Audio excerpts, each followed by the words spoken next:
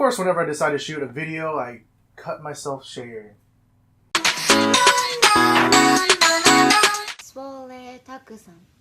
So what's up, guys? I hope you are having a very happy 2017 so far.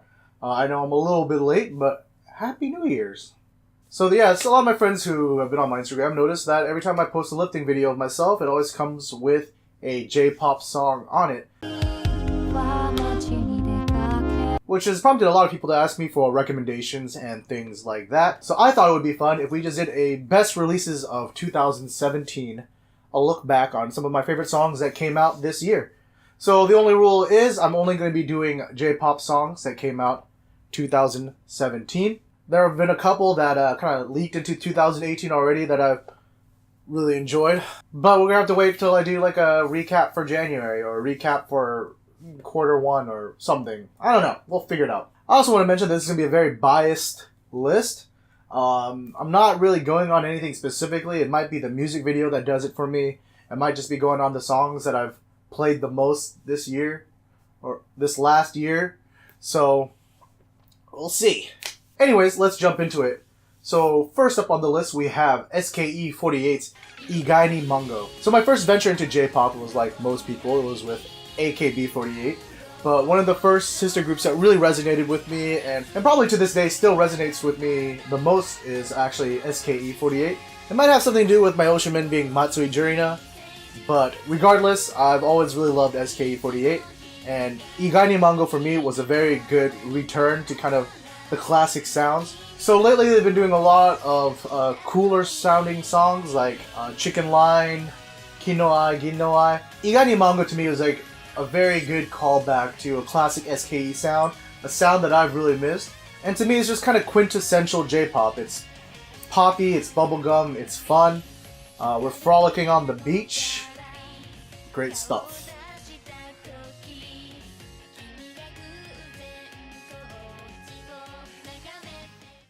So coming up next on our list we have Jealousy Jealousy by Morning Musume 17. So coming in as an AKB48 fan, it actually took me a really long time to get into Hello Project. And by a really long time, I mean like this year, last year-ish, really. But Jealousy Jealousy to me was just a really cool, funky sound. People who know me know I'm not a big fan of a lot of Asian female rappers because a lot of times it sounds like a watered-down Nicki Minaj. I'm just saying.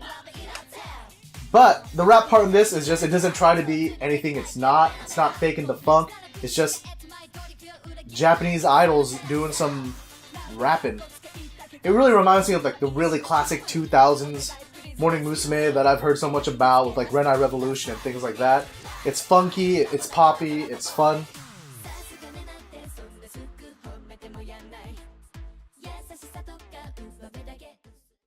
Number 3 on my list will be Keyakizaka 46's Kaze ni Fukareta mo.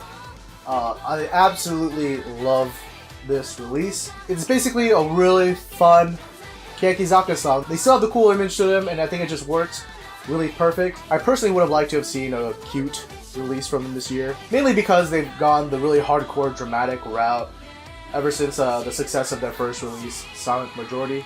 And there's a lot more to that group than just being really dramatic and emo. So just being able to see another side of them that was happy for once was really nice. The song itself is really jazzy and funky and fun. And the overall aesthetic with the music video and performance outfit is top notch.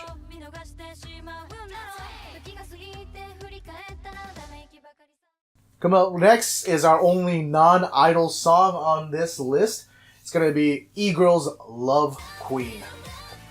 So it was announced earlier this year that E-Girls would be kind of separating their giant collective monster group into different groups, and that E-Girls proper would be a much smaller group. So I was a little bit antsy at first, just seeing how it was going to turn out. But Love Queen was the best way to come out. It's fun. I think you guys are noticing a trend on the kind of songs that I like. Super vibrant. The music video just has that fun Vegas feel to it, you know, not the sleazy side. All the members of E-Girls themselves are extremely talented, whether they're the performers / dancers or the vocalists. And this is one of those songs that the more I listened to it, the more I couldn't stop. It was on repeat in my car. It's the perfect song to start any road trip, really, especially if you're driving through California, because it kind of fits that on the way to Vegas aesthetic that you kind of get with the music video.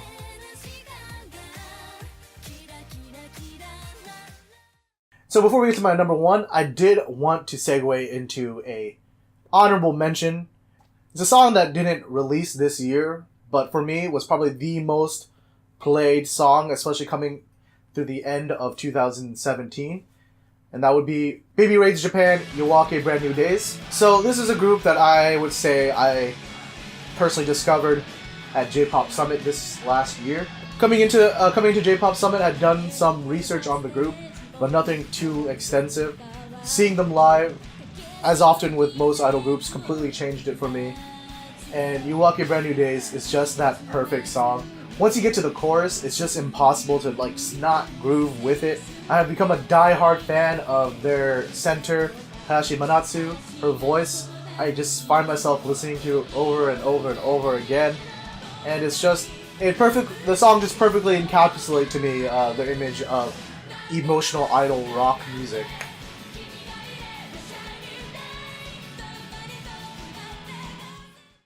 Alright, and our very number one song of 2017 is Bish, Promise the Star. I've talked about Bish on my Q&A video about how much I love Aina the End's voice paired with the rest of the group, and this song is no exception to that. It perfectly highlights the sound that all of the girls bring to the group, in my opinion.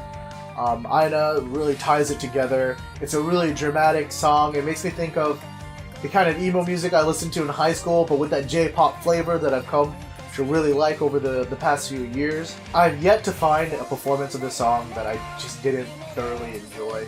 Whether it's the live version of their concert Blu-ray or the broken down acoustic version that Aina at the end performed solo, it's just this really high emotional song, especially once you get to the bridge of the song. The bridge of the song is just super powerful and emotional, and it's just something I don't really see often when it comes to J-pop idol music. So for that reason, it is my number one pick of the year.